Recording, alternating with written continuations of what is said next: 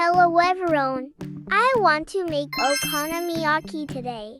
There are various types of okonomiyaki, such as normal, mentaiko cheese, kimchi cheese, Hiroshima-style, and another kind of manjayaki.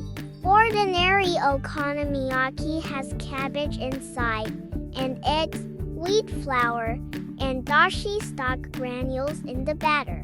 Usually, it is standard to eat the finished okonomiyaki with sauce, mayonnaise, bonito flakes, and green seaweed. Here's the start of the video.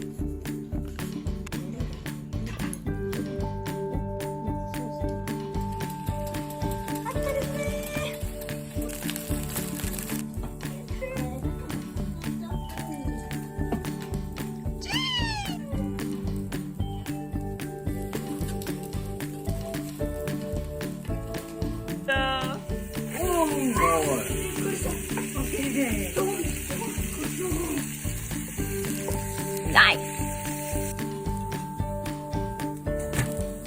Cheese, cheese, cheese, cheese.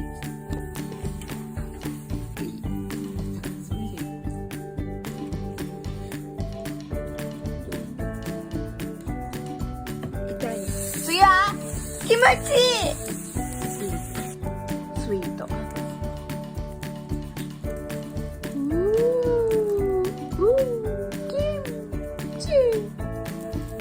Kimchi from Korea. Wow! Kimchi.